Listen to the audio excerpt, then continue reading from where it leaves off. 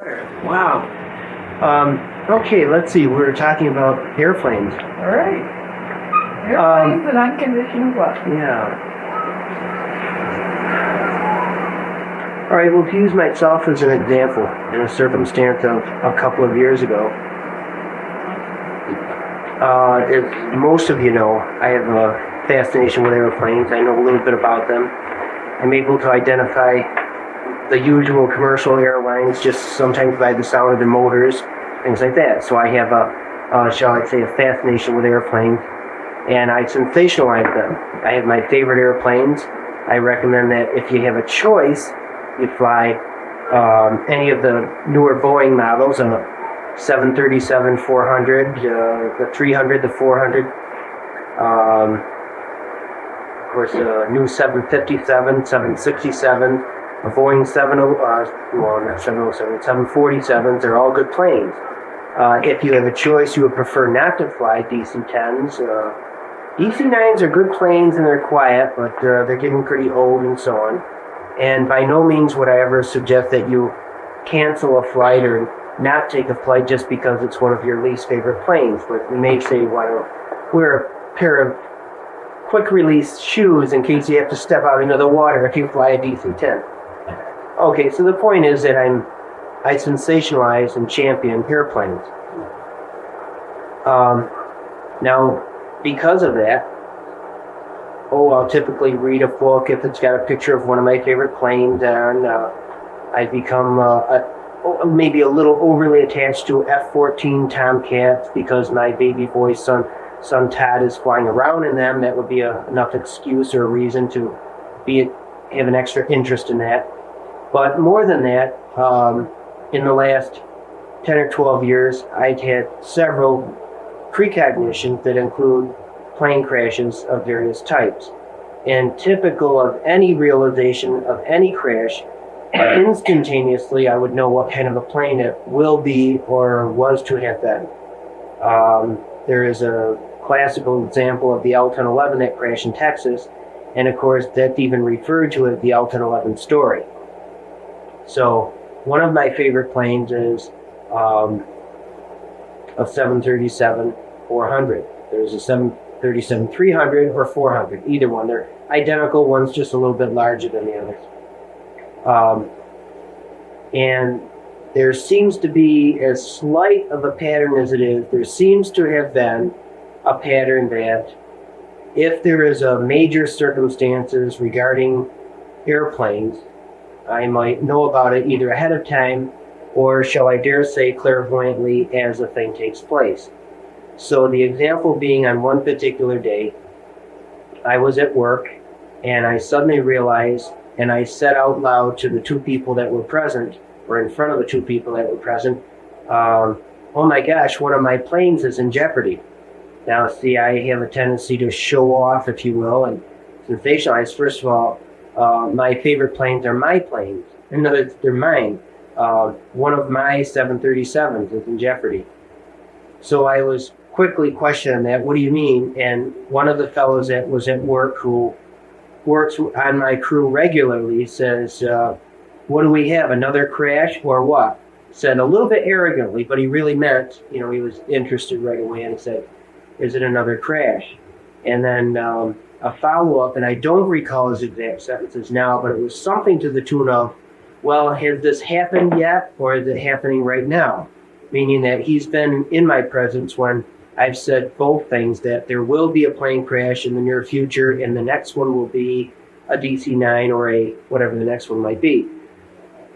And also present when I'd have to say clairvoyantly, I would be aware of a dilemma situation that's happening at the exact time.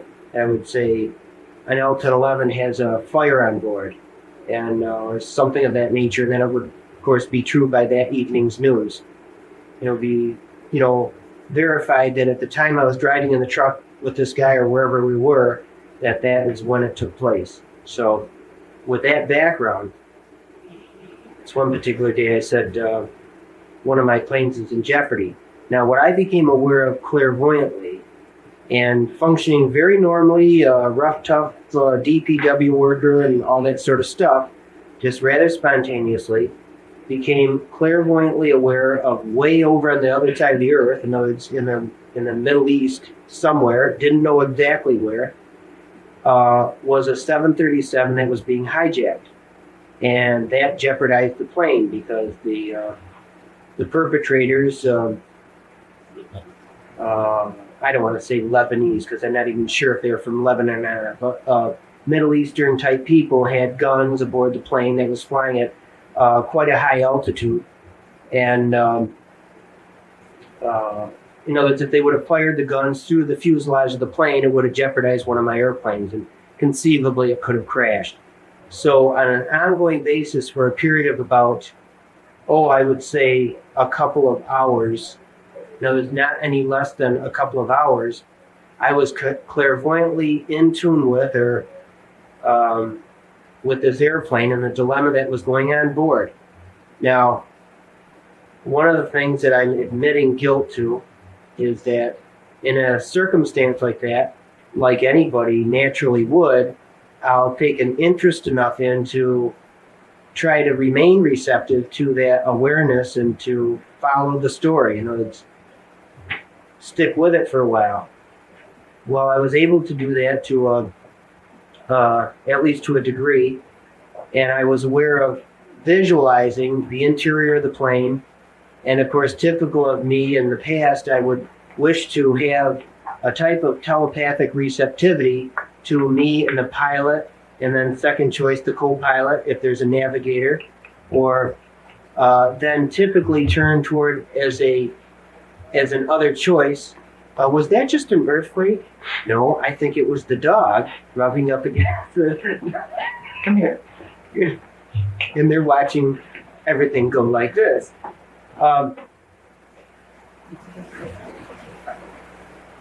Another the choices would be from the pilot, co-pilot, navigator into the stewardess or the flight attendant. And then if there was no receptivity on their part, because for instance, for me to say or think in terms, telepathically think, what's going on? There's you as the pilot. What do you know? And are you spiritually receptive enough to be open-hearted enough or open-minded enough to allow somebody who is telepathically receptive to you to share in your existence for the moment being? That's it. I think that's the best way I can say it. And there has been an occasion where there has been either a one-way or a two-way receptivity, and therefore I have been able to gain additional insights or knowledge, or on a rare occasion, unconditionally love the pilot, or at least send some love energy, the classical way we say it, just send some love energy that, to that dilemma situation to make it a little bit brighter than darker. Well, in this circumstance, it was strange in a way by my standards, because I kind of methodically went through that system of pilot, co-pilot. There was not a separate navigator on board. There was another person who was from the company, shall I say, that was just flying on board the plane. And it was a privacy type, not manipulative, but they were not receptive to a two-way communication. So I was able to maintain at least an awareness of one-way telepathic communication with the airplane. And of course, sort of searching for an additional attachment to anybody on board the plane.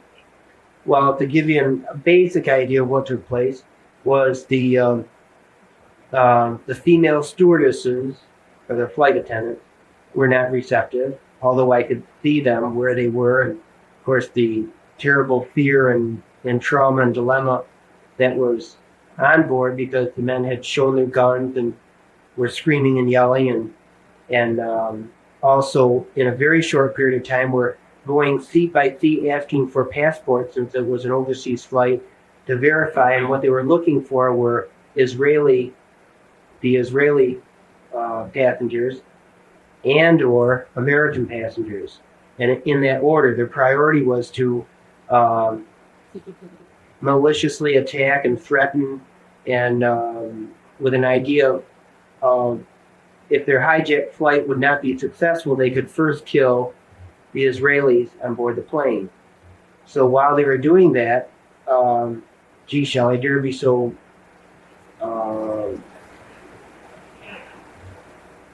brash as to say that I was scanning the passengers. It was like just like walking, as though walking down the aisle saying, hello, would you talk to me? I noticed, hello, is there anybody there? So what you were asking for, sensing, was were they reaching up to their high spiritual self or to God, or were they praying? Right. And even if they were doing that, there is a privacy that anybody can maintain. In other words, I say a lack of receptivity. That is by no means a lack of receptivity to what they are, think of, or can perceive or do. It's just that it also, parallel with that circumstance, they are not desiring or being receptive to a two-way telepathic communication with anybody else in the world. Okay.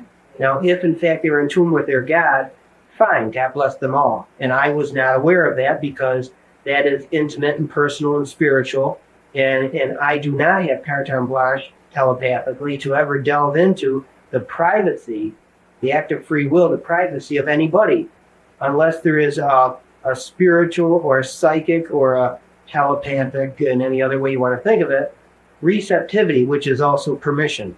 So they can maintain a lack of permission for me to perceive anything that they're emanating or emulating.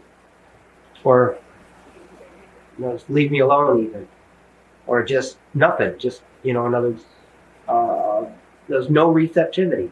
It doesn't have to be justified. In fact, the reverse is true. To have a receptive individual requires many things.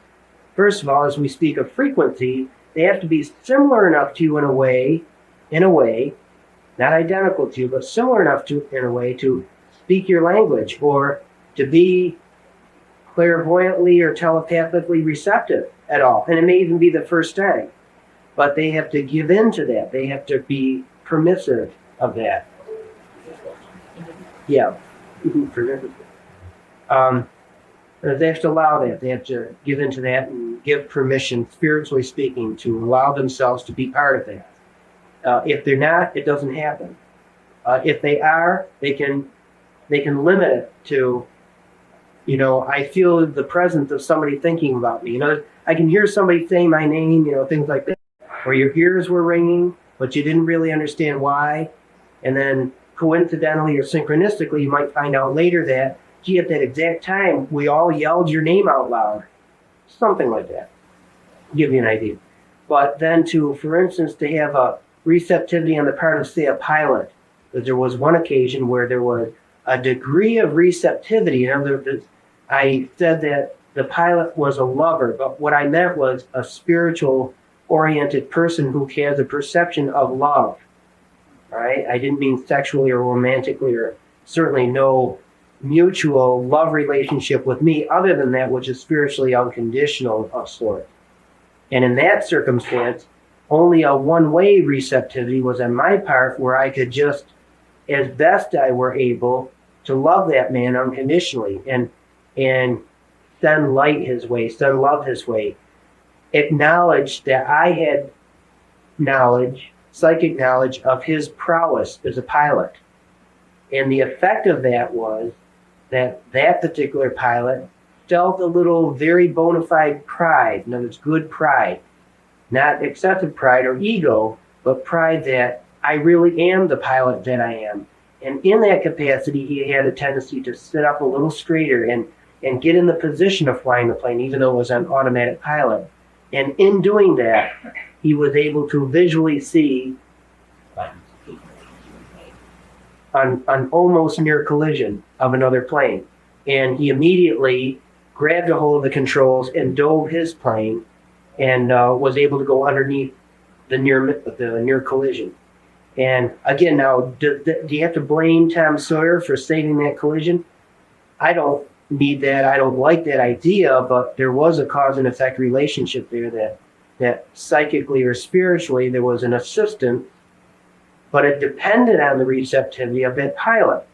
And even though he will never identify me or God or any other spiritual thing, when something comes to you psychically, You don't necessarily know the exact source. You can know that it's bona fide, you can know that it's pure or divine in nature. Because, see, a love gesture from an individual who is just a mortal being can be divine in nature, and you can therefore experience that it was as though God hugged me. All right, so that's okay. And even though the actual source was his or her mother thinking tenderly and lovingly in a motherly way, or another person who had never met before in a very unconditionally way, just saying, you are a beautiful soul, and I love you for that. And you can do this to a murderer, you can do this to anybody. And there is a probability of a receptivity there. All right, even though it's so ambiguous that it might just be a moment feeling of, gee, look out at the sky, isn't it beautiful today?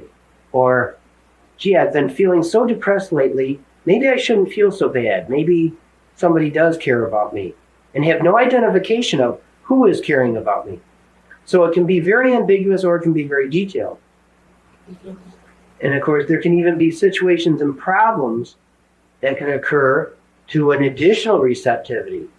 Because, for instance, for you to psychically actually be aware of another individual alive in this time frame who is loving you unconditionally, there can be sociological problems that can result from that. In other words, we can get in the subject of, does that mean that we are soulmates? I mean, does that mean that we have to meet? Does that mean, in other words, what is the meaning of that at all? And usually there should remain, I mean, I'm being judgmental now, saying there should remain no conditions. In other words, just understand that something has just taken place and allow it for whatever it is. And don't spend the rest of your life demanding or finding out what it means or what it has to be. Because every bit of that will be judgmental, and it will often pollute or distort the original intention. Well, now that I qualified that, it turns out that there was receptivity of one particular young lady. And it didn't matter if, in fact, it was a young lady or... would you like to interrupt us so we can answer the phone? There, we're back, and I still have no beard. I didn't know I gave the that. secret away, I'm sorry. I'll try not to sneeze again. You mean the beard will come back? Shall we do that?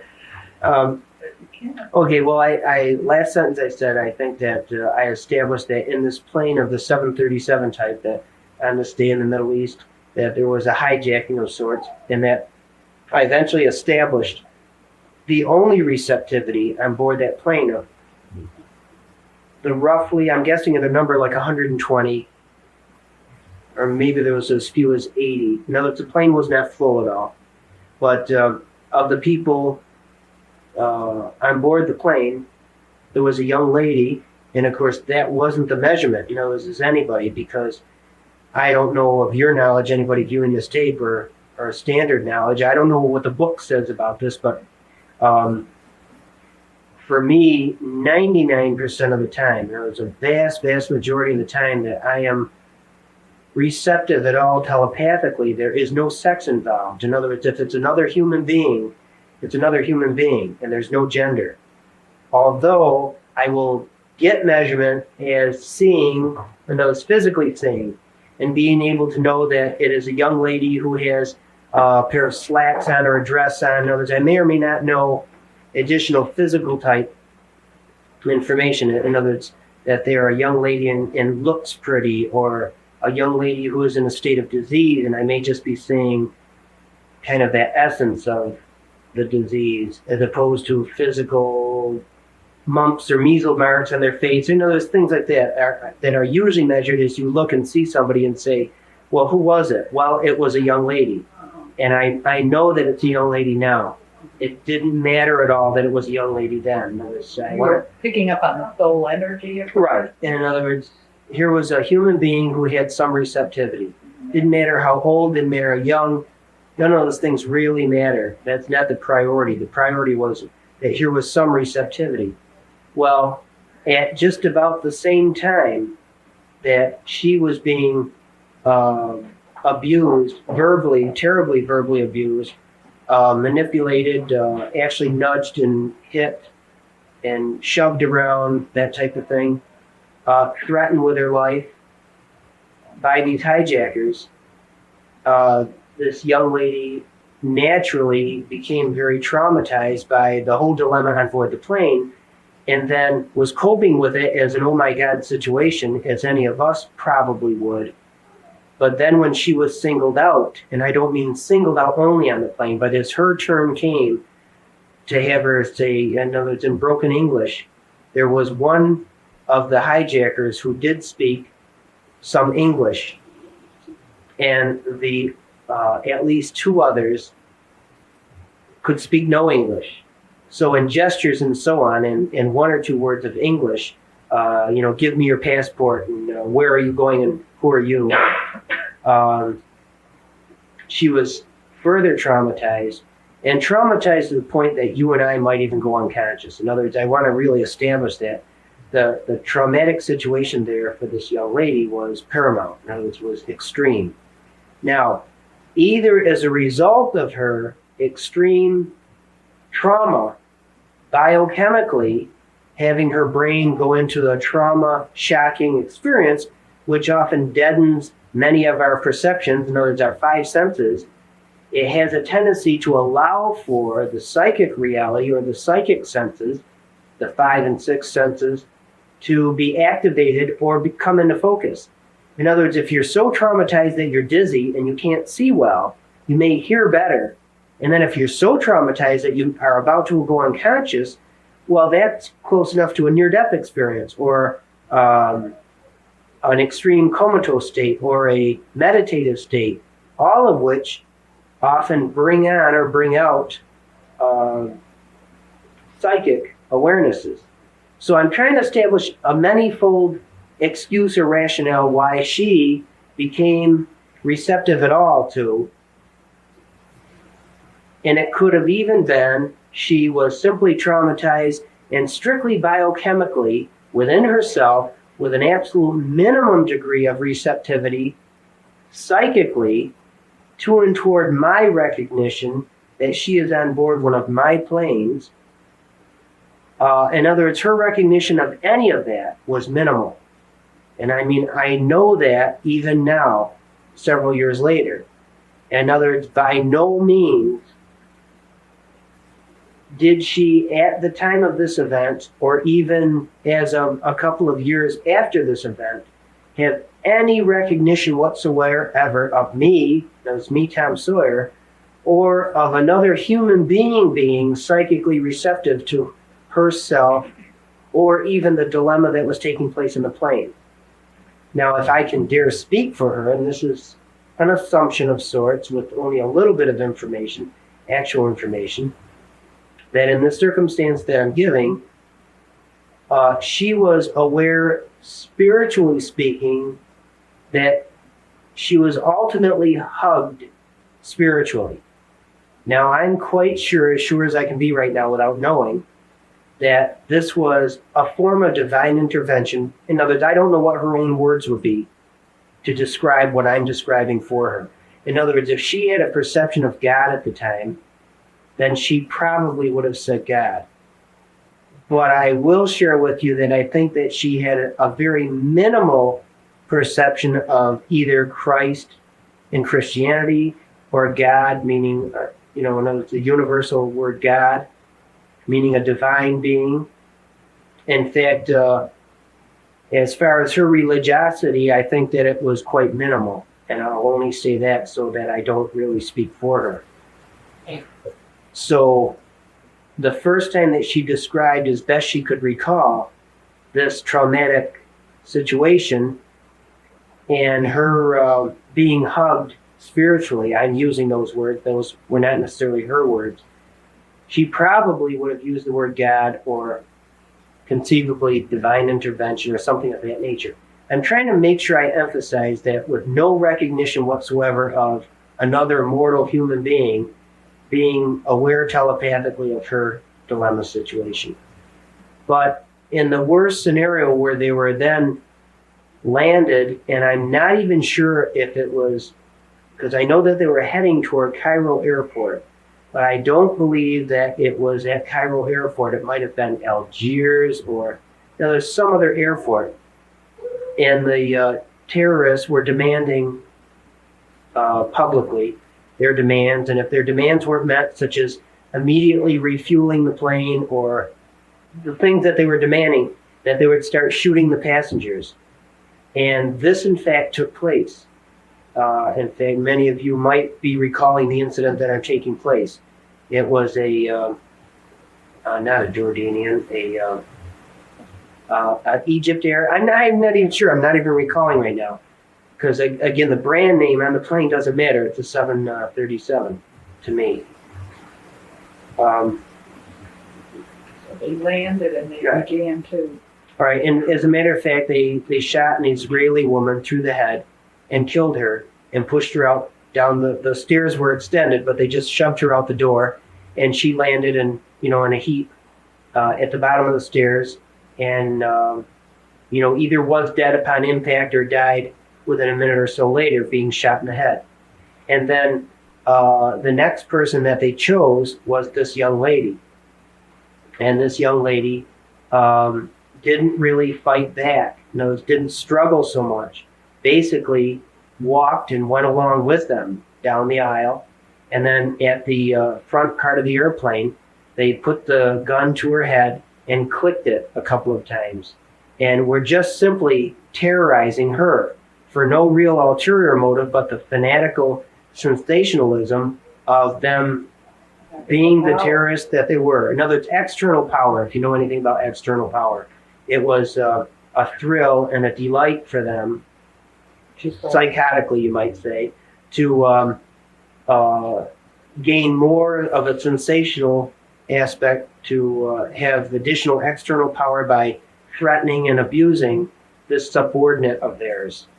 To back up a little bit, as I recall, and seeing her and hearing her tell her story, she said that she was overcome with a feeling of a sense of peace, that whether she lived or died, she'd be all right.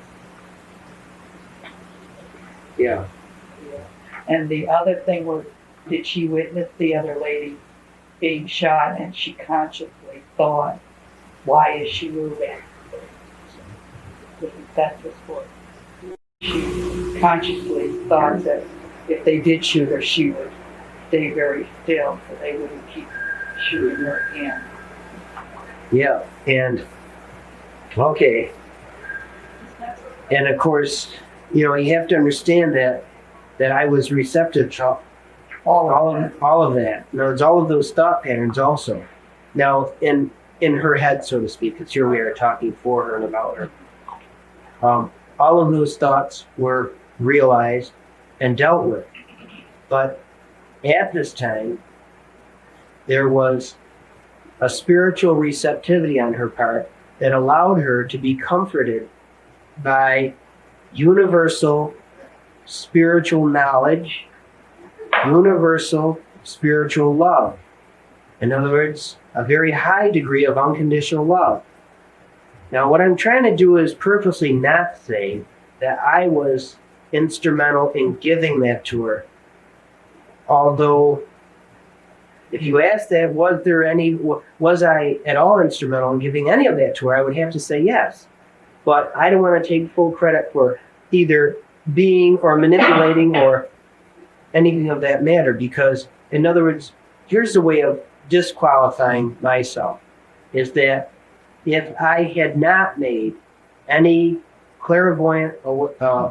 clairvoyantly aware of the incident and telepathically at one with her during that time, even if it was a one-way telepathic rapport, she would have been dealt with spiritually and been given the spiritual hug anyway.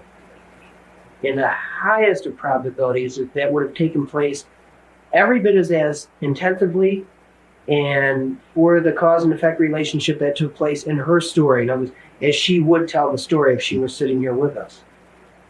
And it doesn't disqualify any of her qualifications. It doesn't diminish or pollute or disturb any of her claims as to what she experienced or didn't experience. So in other words, she received what was spiritually appropriate for her, and that would have happened because, just Yes. because. Yes, because of she being who she was, and knows, or it is constantly automatically due everybody. This isn't something you suddenly earn, although you could use that same sentence in another dialogue. It's available to everybody, and it does not require another human being to facilitate that for you. It can come directly from the light. It can come from God. It is in the ethers. It is always there. Universal unconditional love is always there for every one of us all of the time. And only we pollute and diminish ourselves from that. And that if we simply stop doing that, we will automatically experience. We are already justified and qualified to experiencing that unconditional love, which often is first perceived as this glorious hug, or this everything is going to be okay, or everything is okay. I mean, here you are getting physically beat up and traumatized and threatened with a disgusting death. And it can, even that dilemma situation, it can suddenly be okay, as crazy as that sounds. Because again, to question me farther and say, Tom, are you saying that to know that you're about to get shot in the head and killed, you're going to say that you know that, well, I'm about to be shot in the head and killed, and it's really okay? The answer is yes. And that takes place. Well, she still realized that she had to do with her own free will, in other words, her own basic free will to live, the survival instinct, as well as her conscious or superconscious awareness that this might be survivable, that methodically and physically she should do several things, certainly not agitate these terrorists any further, because things will only get worse. And that if they shoot her once, she might not die. And that if they shoot her, no matter how, or if they push her out of the door and not shoot her or miss, or if they do accomplish shooting her, that even though it is going to hurt, it is going to be terrible, that she should just, no matter what happens, submit. And I mean that just right out of the dictionary, totally submit to her dilemma. And allow them to shoot her if they're going to shoot her, and just lie perfectly still in the hopes that they won't shoot her twice or three times. And she had witnessed that the first shooting of the Israeli woman did not kill her initially. In other words, she was twitching. Well, between you and me, the first shot was fatal. But because she had any movement at all in her body, they purposely ran down the stairs and shot her a couple more times. And this young lady was aware of that. So she theorized that if she gets shot, she should just play dead and lie perfectly still, and she may survive that way. Well, the part that I really want to emphasize and talk about is that the initial receptivity allowed for and demanded of me, I mean, what would you do?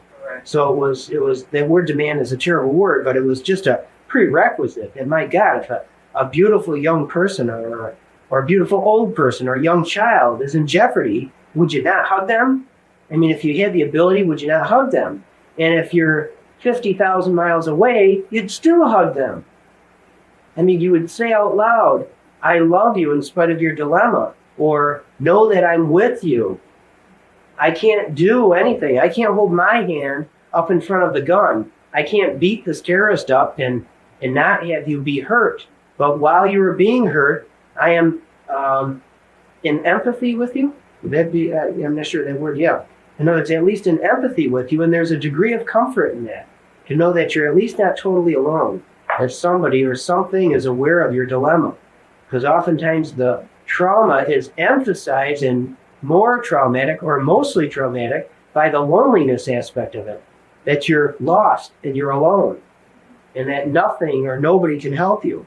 And oftentimes people then turn to God. And God, of course, is ready, willing, and able to answer. So with that automatic divine intervention and with a degree, a most subtle degree of psychic receptivity, there was that combination hug of that which she received from God, and that which she may or may not have perceived from me.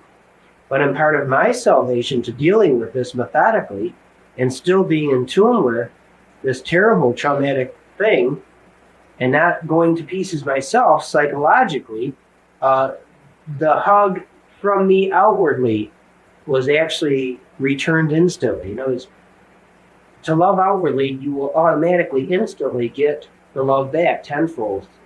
So that did take place. Now, as of this taping, one of the things that I want to say is that the young lady in question is in fact, and that's one of the reasons the subject came up today, is in fact within the Rochester area. And I mentioned this past evening to my wife Elaine that by no means am I in any kind of fear, because I do at times question my faith, but I'm a very faithful person. Whereas I have a high degree of faith. Therefore, if it is to be that she either subconsciously, superconsciously, or on a conscious level becomes aware of a recognition of me being telepathically in tune with her during that time frame, I would not wish for her ever to sensationalize that maybe it wasn't God that hugged me, maybe it was only Tom Sawyer that hugged me. I mean, that would be destructive. That would be not appropriate. And I would wish for that never to happen. I would actually wish for her to, in other words, would it not be better, you say it like that, would it not be better for her to never know that I was telepathically aware of her dilemma during her dilemma, clairvoyantly, psychically, or any other way? She and I met when I went on the Phil Donahue show in the summer of '88. And I met her in the hallway, or in the very large area, the lobby of a very swanky hotel, the Swiss Hotel in New York City. I don't recall which one it is right now. And I did not recognize her. I didn't know her name. I thought that, gee, have I met her before? In other words, Feeling of familiarity. right. I knew that there was some degree of attachment or familiarity with that person. I've met over 100,000 people, so I kind of instantly passed it off. Well, maybe she's been to a conference or something like that, or maybe I could have known her from high school or something like that, but it was not appropriate at the time to even question, like walk up and say, "Excuse me, do you recognize me? Do I know you?" There was no need for that at all. So it was very, very casual. And only at such times, since she walked in, I was already in the lobby sitting down, and she walked in and sat a ways away from me and sat down and just sat there as though she was waiting for somebody. Well, when the announcement came publicly that the limousine for the Phil Donahue show was here, and that the people, I forgot the words that he said, but he announced that the limousine was there, and the what would you call it? The participants? That's a good enough word. Thank you. The participants could come to the car now, and as I stood up, she stood up, and with that action, in other words, again, the association on my part psychologically, or logical deductive reasoning says, wait a minute, if she's going to be on the same show, gee, is she a near-death experiencer? To see, I'll have a tendency to actually identify other near-death experiencers without talking to them. In other words, in a crowded room, I may just recognize a certain little glow, if you will, or certain personality characteristic. How do we recognize charisma? All right? So in that capacity, I may or may not recognize, or I may recognize that she's a near-death experiencer. So then I was a little bewildered, and I thought, oh, wow, maybe I recognize her because she's had a near-death experience like I have. And again, didn't make anything of it, because you can get crazy about stuff like that. So we got into the limousine, and we then sort of introduced each other. And she introduced herself, and she said, are you going to be on the show today? And then she said, did you have a near-death experience? So I just said, yes, I did. And it was just ordinary small talk. on the way to the studio, which was only a few minutes ride. Now, I was dealing with a Tom Sawyer type dilemma situation myself. It was privately and personally, which doesn't have to be part of this tape or the conversation, but it was very extreme. So my concentration was dealing with my own stuff. And that why was I there on the show, what was probably going to take place, and that I was going to talk about something other than near-death experiences. And I was going to use that opportunity to make public something that was extremely worldly important and private and spiritually sensitive and so on, and militaristically secret. So that's what I was concentrating on. Well, just as we finally sat down just before the camera started, she turned to me, and of course, coincidentally, we sat side by side, and she stated that she was very nervous because she had never been on national television before.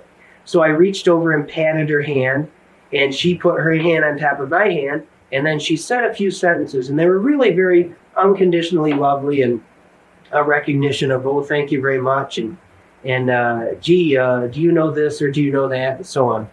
And then as the story developed, as the show started, I then became aware of that she was the young lady aboard the plane. And I had a little apprehension of confronting her.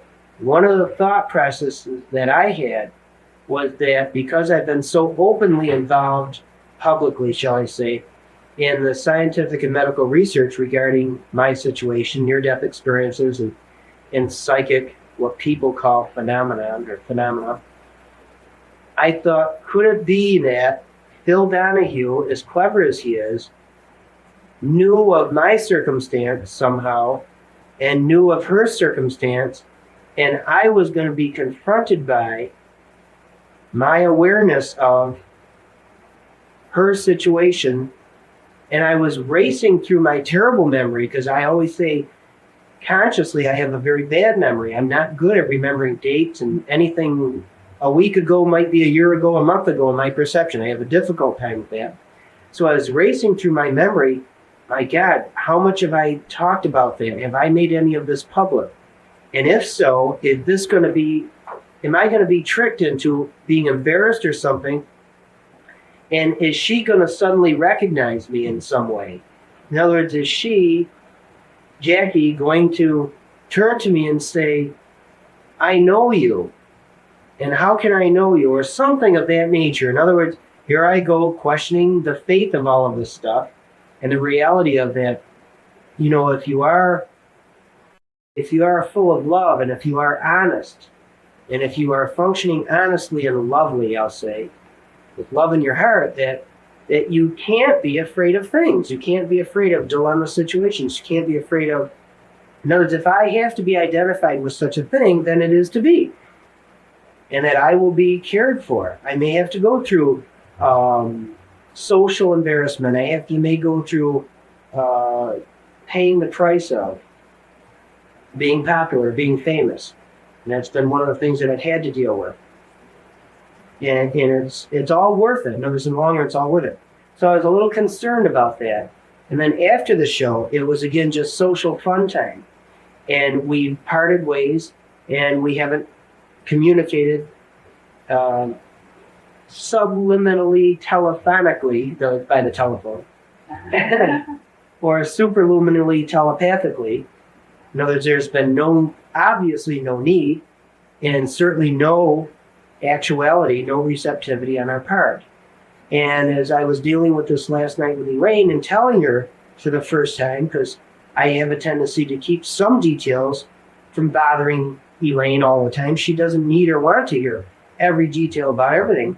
And I did want to at least caution her that if, for instance, Jackie came to Rochester knowing that that's where I live, there might be a scenario where in the last couple of years, she has become receptive to to the big story, the whole, no, I don't mean to say big story, but every detail.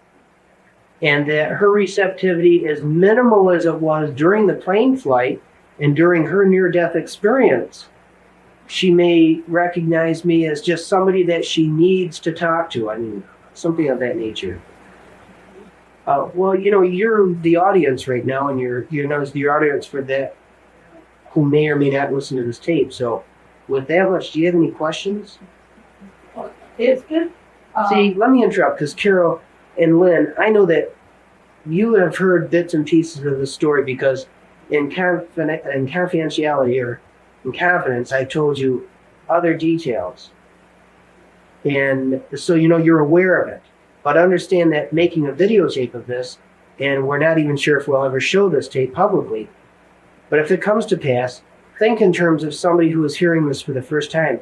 And that which I've stuttered and babbled about, is there a question or something that they would typically need to clarify?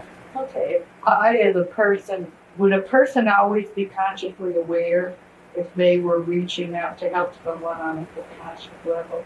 Such as, like, say you and I meet for the first time and there's that bonding feeling that there is a level that we know each other from, but we know.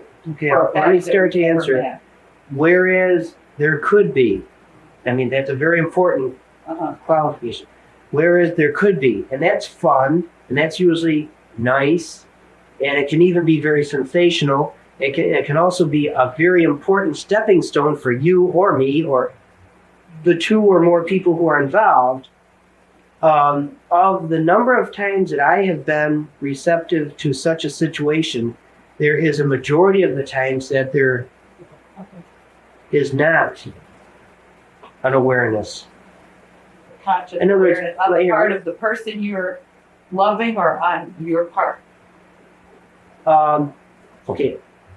The numbers of times, okay? And let me just pick a number so it's easy math. This is not an accurate number at all.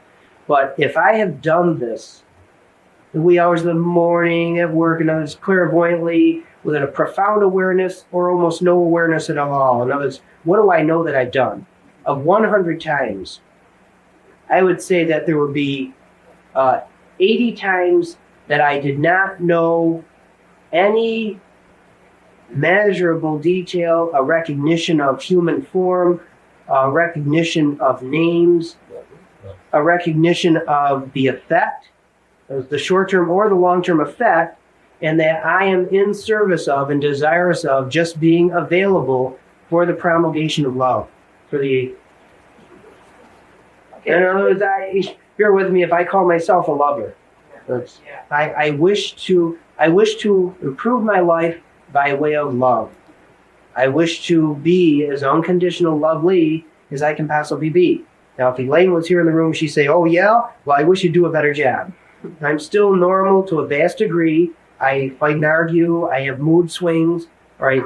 But my preference is to be more unconditionally lovely than to be more normal. God bless the normalcy of this day. So to link that up with your recent article in the newsletter, perfect. And let me interrupt you because that's a very good thought. And what that means is, in our sleep state, are we working and are we accomplishing grandiose, sensational things that we would love to have stories to tell the next day and not remember? Yes. In other words, do I do that and have no recognition at all of where have I been and what have I done? Yes, that's true. And a majority of us function on that more frequently, a greater number of times. In fact, function that way and never have an experience that say, gee, I wish I could have experience where I knew the person to whom I was, in other words, I knew the receptivity, or I knew I had a list of names, my personal prayer list, and I scan with my eyes. I often do this, by the way. In other words, I have spiral notebooks, and sometimes hundreds of names that I will wish to scan, and then not have any recollection or any measurement at all as to accomplishments, shall I say accomplishments, or love, or facilitations, or the cause, and therefore the effect at all. In other words, I will spend many hours of the night awake, fervently praying, or doing my own Tom Sawyer personal Om Shantis, as I jokingly call them, or being in the midst of a Christmas candlelight healing service and not get feedback. See, we have to be in love with ourselves enough to know that we don't need rewards. We don't have to. We should not wish for rewards. I have to admit that it is rewarding to have recollections, at times at least. And it is rewarding to know of actualities or facilitations. I mean, I have to be honest, and I do love verification. I love confirmation of things that I've been aware of. I often have to wait years, or I have in the past had to wait years to have a singular, minuscule, mundane event justified, clarified, and confirmed. And I enjoy that when it happens. I love it when somebody sends me a newspaper article that, Tom, this is from the Middle East, and it was never shown in the UPS or Associated Press. But a friend of mine came from Italy, and in the Italian paper they had this little article that verified something that I clairvoyantly was aware of in the Middle East or anywhere. Now, this particular subject, this was the only person that you've met that you in the flesh, and normally that never occurs or doesn't often occur, that two souls that have linked together on that level for the help of one for the other that you actually physically need. So that's kind of a bit of an effect for the product. All right, as this event took place, there's a time frame, because we're talking about a few years ago, to go on a TV show and have coincidentally. Well, nothing to The word coincidence is still in the dictionary. Right. Yeah. I mean, coincidentally or synchronistically to be physically confronted by her presence. And again, have no recognition as I would wish for it to be. And all in all, I would actually wish for it to be have no recognition, and have to then deal socially and psychologically and in what I do, I'll just say reality-wise, to have her 1,000,001 questions be answered, or me, to have 100 questions to her that would then be appropriate. See, at that point in time, it is not appropriate to then say, oh, never mind, I don't deal with that, all right? I can't deal with this on this level. Those cover-all statements, it would not be appropriate. If she said, Tom, were you aware of me on that plane that day? I have to, first of all, I'm honest, so I would say, I might even, hesitate a little bit, but I would say yes. And typical of me, I might even say, well, can I first ask you, why are you asking this question? But if I said that, I would certainly listen to her need, because I might not be aware of her actual need for asking the question. Because, in other words, does she know that I was aware of her? And is she now asking the question to just see if I'll say yes, or how I'll answer that? Mm-hmm. Because if I'm aware that she just needs to have that confirmation, yes, and the conversation might end there, because she might be developed enough and receptive and responsive and responsible enough to have no more need. But usually, let's get realistic, and what is normal now, for somebody to suddenly realize this, they would probably have 100 questions. Mm-hmm. And then actually have a need to not just have a straightforward confirmation the answer is yes, but yes, well, what did you experience? I know what took place on that plane, and I haven't told the whole story. Now, can you tell me something that took place on a plane that I'm too embarrassed to, or that I've not made public at all? So in other words, it may even require what I call game play, sometimes they refer to it as games, a one-upsmanship, or that, the psychic games that, well, prove to me that it's real. And that I might have to, for instance, say some personal thought patterns that she had that were either so intimate and personal that she would never make public. And I mean, that happened to my wife Elaine when I'm lost for her name right now, but somebody from London, Margot Gray from London, England, coincidentally, and of course I'm smiling, so I say now in hindsight, synchronistically, just happened to come all the way to the University of Connecticut and be there coincidentally on the day that Elaine was able to come with me for the first time and meet Kenneth Ring and Dr. Kenneth Ring and so on, and that her mind was just blown, and that she was just, it was the first time that Elaine had ever had any kind of direct dealing with psychic anything from a stranger, from somebody that could not possibly know Elaine because she even was from London, England, and that she did a real psychic number on, shall I dare say, reading Elaine, and she gave her personal and private information that Elaine had never even told me. She made reference to a very young age, a toy. I mean, I don't recall the exact things, but enough things that it was verified in Elaine's mind. So people need that at times or in the right time. And I think that I'm as well prepared. And again, see, here I go again with the normal me saying, I should really be prepared for all of these scenarios. The truth of the matter is, no, I don't have to be. I mean, that's not like I don't have to be. It's, no, I don't really have to be, because, you know, you make a profound statement that God works in strange ways. Or that I don't really have to be, because as long as I am honest and as long as I am working from my heart, I don't really feel as though I can be harmed. Now, by that I mean devastated. In other words, I can have a scenario where my wife Elaine will question my, not just my efficacy, but my faithfulness. In other words, like being married and being monogamous. She might say, gee, I didn't know that when you stayed 5 days in Florida, you stayed at a chick's house. In other words, a lovely young lady, a 26-year-old fox. In other words, a very sensuous, sexual person. And I know you travel all over and I have great faith in you, but gee, she's gorgeous. And it's normal and typical to be protective and so on, and make assumptions and question. In other words, to delve people and question, even if it's your spouse that you know and love very well and very, you know, after 25 years of marriage, and even still. And it might even be exciting. It might even be the fear of the worst scenario. And oh my God, I just don't want you ever to cheat on me or something like that. Based on those things, it's good to have recognition and verification, and then sort out the actualities, the details of, well, I didn't think it was necessary, or it was even to go through that.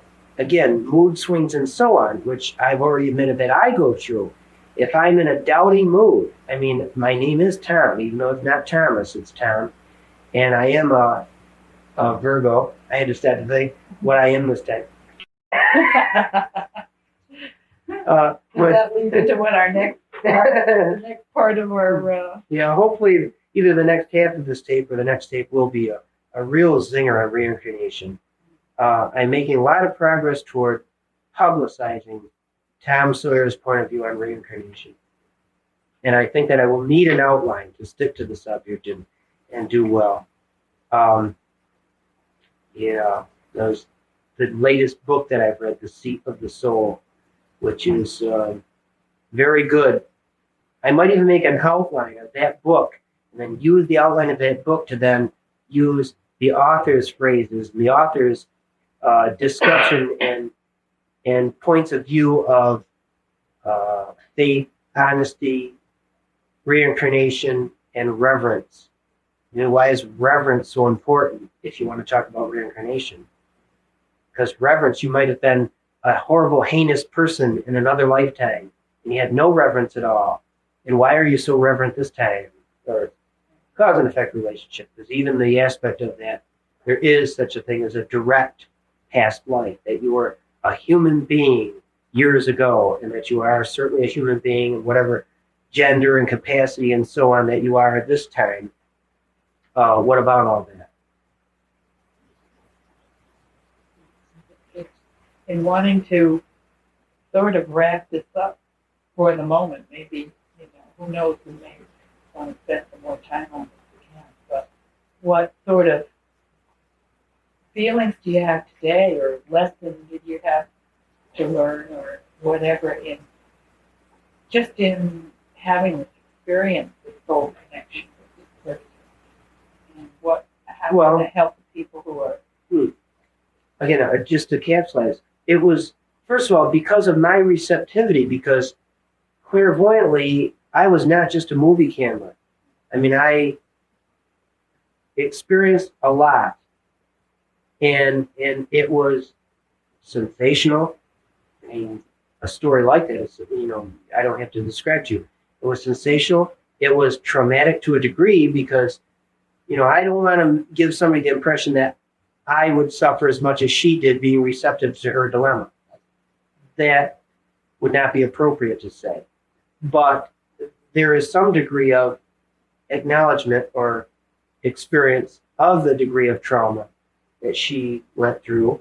And since I was receptive to that, and I experienced a degree of trauma, I didn't take on all of her pain, no, but also became spiritually, intimately aware of another person. In other words, I have a tendency to see people, meet new people, and be quite unconditional. Because I don't need to know if they're a murderer or a priest or just a lover or being in such a dilemma situation very unlovingly, or, because I don't need to know that. But here was a situation where it was very beautiful. And I mean, almost all of those scenarios, there is a recognition of the love of another soul. Because on that level, the fact that you use the word soul, there's glory in that. There's beauty in that. There's love in that. So am I better off to have met anybody? Of course. And this is just another example. It's a sensational example to give, anybody viewing this tape and yourself, that there's to sensationalize something. Then you can say, well, what does this have to do with me? And it does have to do with you, because this is available to everybody. And the first step to having this glorious Tom Sawyer type sensational experiences on an ongoing basis is to start very simply, loving yourself. You love yourself so much that you forgive yourself for any and all of your inadequacies. And then you continue to love yourself enough that the overabundance of that love can then be shared outwardly. I mean, I've said that many times, but it's very important that all that is required. And an automatic receptivity, there will be a probability of psychic awareness. There will be a greater probability of being able to love the person that you hated the most in the last several years. And I mean truly love. I mean really respect and love. You will still dislike their character and their characteristic that you hate. I hate the way he talks. I hate the way he interrupts. I hate his physical obesity. All right? And I don't like the word hate. You can dislike immensely, but try not to hate. And you can still dislike any and all of those characteristics, or the overall character of a person, or the personality of a person. You can dislike the personality. That doesn't mean that you have to or that you should like the personality. Either a characteristic, all of the characteristics, and all of the characteristics do not totally make up the personality. There's more to a personality than just all of the characteristics. We'll talk about that later. But you can dislike the personality, but you cannot, and you should not. You can psychologically tell yourself you do not, but you cannot really, in all of the different levels, you cannot and should not dislike the soul. And the worst murderer, the child rapist, the insane personality, the obnoxious character, the obnoxious, intolerable characteristics of the person that you did hate, you have the capability, rather instantaneously, of loving a portion of them, loving their light, loving that little one or two gleams. For some people, are pretty lowly characters. Again, see, characters. Excuse me. And you can love that light. And when you're able to love everybody in whatever degree, in other words, I'm just learning this and I want to do it. And I really tried to love Mr. or a madam or Mrs. or that jerk that has done so much harm to me in my life. And I want to try to love him, but I just can't. Well, just think in terms of that there is one little gleam of light in that person. And that on that microscopic level, on that spiritual level, that's what you can love, because there's no identification at all with a single gleam of light, that little particle of the soul, with this temporary, lifetime, obnoxious characteristic or personality that that person is. And realize that we are judgmental and that we are functioning, as you are viewing this tape and as we are sitting here talking this way, we are judgmental. And we are seeing that you are so pretty in pink, and that I love the multitude of colors of your outfit and your personality. I like, yeah, Lynne, okay, even Lynne. That I have a certain instantaneous recognition of Lynne's character and her personality that is so much like a sister to me. A single word, a sister to me, whereas the gorgeous 26-year-old foxy chick I may very probably see as a very sensuous sexual characteristic of her being. As her name might be Jan, and Jan is a very gorgeous physical being, very sensuous and sexual looking. And whereas Lynne is a woman and sexual in that nature, in other words, in gender and so on, I can see a more open, automatic rapport and relationship, that she is my sister. And that, God forbid, we ever get sensuous or sexual together. Okay, not this afternoon. But but to see the differentiation, and that's normal and that's okay. But in that very sensuous, hypothetical Jan person, that is her physical characteristic. That's not her soul. Her soul is identical to Lynne's soul. And in that capacity, and I suppose I should even brag and say, I mean, because I so hesitantly brag. I bragged so much in my life, I have to be careful of how much I brag. But I should, it's righteous to brag and say that I have the ability, to whatever degree, let's just say a little bit, compared to God or to Christ, a little degree of being able to see the soul, the enlightened, the light, the gleams of light, the soul in Lynne, equal and unobtrusively and unconditionally to the hypothetical Jan, or you, or anybody else. And very recently, Elaine has been my wife Elaine has been having a greater recognition of the feasibility of that, or the actuality of that. And it's not that, oh, Tom is greater than I because he can actually see or experience. No, it's not that. It's that Elaine is dealing with the feasibility or the reality of such a thing. And that if I can be that or do that, well, God bless me. That's nice. And that Elaine, in her own thinking, would say, well, gee, this might be available to me. And it's a good thing, not a bad thing. But not a one-upsmanship or a superior subordinate.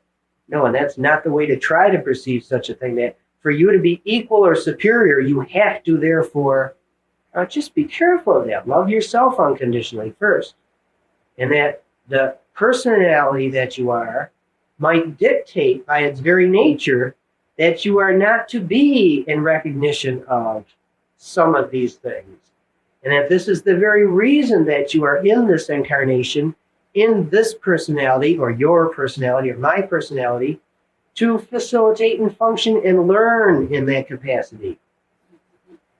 And that it might very well be that I am incarnate right now to be a teacher to somebody like you or Jan or Lynne or anybody.